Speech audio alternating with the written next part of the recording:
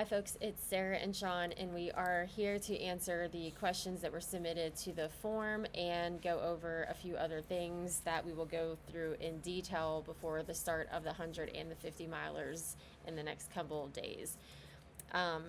Quick rundown of the questions. The main question was about ice because of the temperatures that we're looking like we're going to have this weekend. We have 125 bags of ice. We are sending as much to each aid station as we can fit in their trailers, and if aid station volunteers have coolers, we are stocking those. The volunteers all have been told that we have ice for them to share with runners and to give that to you guys and use as much of it as humanly possible. If we have any ice left over after we've sent it all out to the aid stations, we will have those for sale for $3 a bag. Please don't bombard us with questions about it. As soon as we know that we have it, we'll have a sign out and it'll be fair game at that point. Another question was about the poison ivy. We have had a ton of rain this week, and in the last couple of weeks, there's poison ivy everywhere, especially on the DRT. There's just not a lot of foot traffic out there. We have poison ivy wipes at the aid stations on the Duncan Ridge Trail. So at Fire Pit, Fish, Skeena, at a minimum, they have poison ivy wipes in a little round tub. It's like a wet wipe kind of thing. We still encourage everyone, if you have a severe allergy to poison ivy, to plan on bringing your own wipes, but we will have some at aid stations on the Duncan Ridge specifically. Someone asked about the shuttle. The shuttle takes approximately an hour to get from the finish line for the 50 milers from Camp Morganton over to the start at Reese Farm and Heritage Center. We will roll out at 6 o'clock sharp, so please be here, be ready, and on the bus by 5:45 so we can roll out on time. You do not need to have a printout of your shuttle purchase. We have a roster for that already. We'll check everyone in when you get here. You do not need to print anything off for that. Cell reception on course. You will have signal on a lot of the high spots on course, but as you drop down into the gaps, you will lose signal in some places. Specifically Wilscott, that aid station historically has not had any signal except for AT&T. However, I was out there twice today and I had 1 bar LTE with Verizon, so there's a chance that you will have signal whether you have Verizon or AT&T. I know some folks had also mentioned that they have T-Mobile and they have signal out there, so good chance that you'll have signal in spots there. If someone asked at Packet Pickup today, if you are trying to reach out to your crew before you drop down into Wolf Creek at the turnaround for the 100 milers, you should have signal at Fish and Fire Pit, so you can send a text to let them know that that's where you're at so they can have a better idea of where you're going to be. We will have timing at Fire Pit and then timing at Wolf Creek, so if they are within cell signal and they can be checking on the website, they can see when you have checked in at Fire Pit and that they could make their way to Wolf Creek at that point. Someone else asked about Wolf Creek and if crew has to leave after their runner gets there for the first time and before the pointless out and back. Yes, and that is firm. That aid station has very limited parking. It is a very narrow road. We cannot have crew there any longer than they need to be there. Crew should not get to Wolf Creek until their runner has left Fire Pit on their way to Wolf Creek. Please do not drive straight from Wilscott to Wolf Creek. There is not space for everyone to be there waiting for all of their runners to come in. Someone asked if pacers can drop. If a pacer drops, like if a runner drops their pacer and they need to stop at an aid station and wait for a ride, that's fine. They can also get a ride back when the aid station closes, but we cannot make any special arrangements to get a pacer off course if their runner drops them.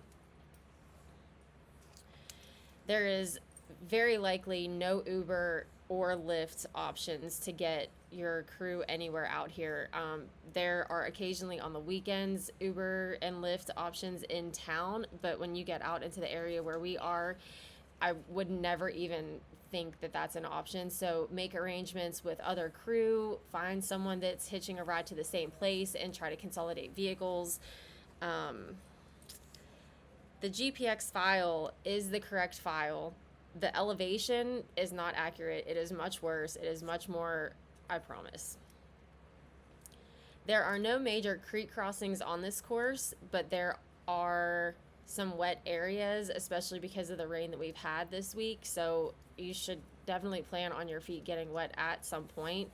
But there are no significant water crossings. The last drop bags will return after that aid station closes. That the last drop bag aid station on the return for 100 milers and on the way to the finish for the 50 milers is Wilscott, and that closes at 9 p.m. It could be an hour, it could be 2 hours before that aid station gets back. So 10:30 or 11. Okay, closer to 10:30 or 11. So be patient.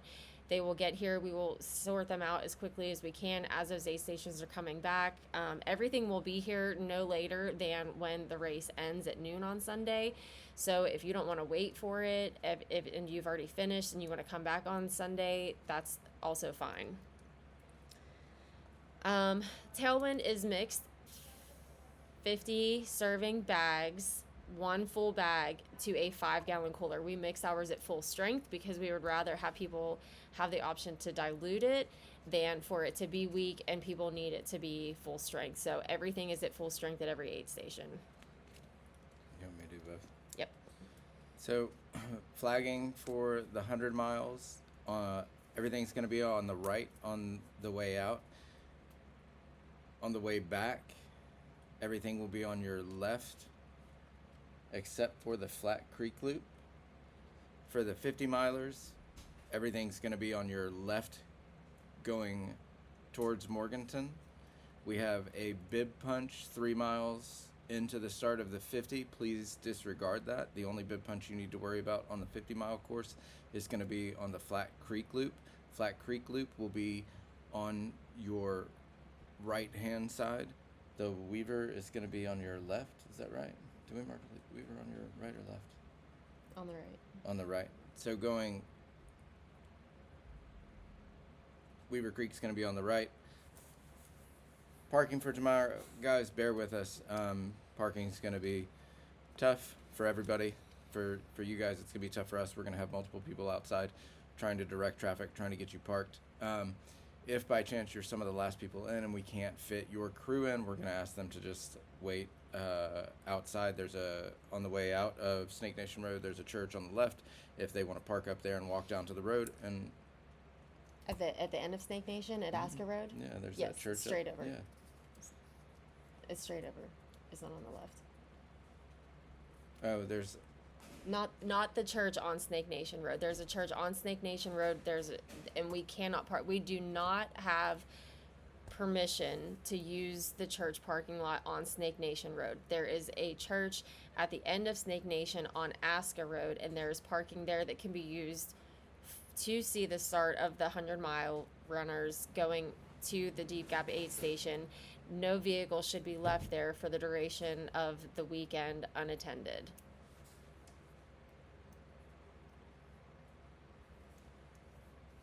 that's it. Bib punch signs, someone asked on the Q&A too if there would be reflective marking on the bib punch signs leading up to them. Yes, we actually added that after that question came in. So for the Flat Creek Loop, when you are making your way to the bib punch, there will be a sign that says bib punch ahead. And then when you get there, there will also be signs that say punch your bib here. And then after the bib punch, there will be a reminder sign that also says, there's also a reminder sign that will say, did you punch your bib? If you didn't, you need to turn around and go back because someone will be validating those for us at the Flat Creek and aid station as well as the Wolf Creek aid station. If you did not punch your bib, you will have to go back out on the loop, the Flat Creek loop, as well as the Pointless Out and Back. And this is for 100 milers. The Pointless Out and Back at Poor Decisions. You will have to go back and punch your bib if you want a finish. So there will be reflective stripes on all the signs leading up to and after the bib punch on the Flat Creek Loop and at Poor Decisions. The Poor Decisions for 100 milers only. The Poor Decisions bib punch will have a sign coming up to it that says bib punch ahead. You'll punch your bib and turn around, and then there will be a reminder saying, "Did you punch your bib?"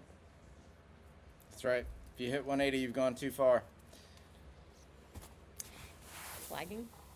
Spec, say hi. Someone asked about Spec's good boy status. He is the goodest boy ever, and he is living his best life this weekend, hanging out with us. You guys will see him on course. Along the way, he will be hanging out in Sean's truck, keeping him company. We are really excited to see everyone and are looking forward to everyone's journey through these beautiful mountains that we get to call home. And we'll be around tomorrow morning and all weekend to answer questions. And we'll see you guys soon.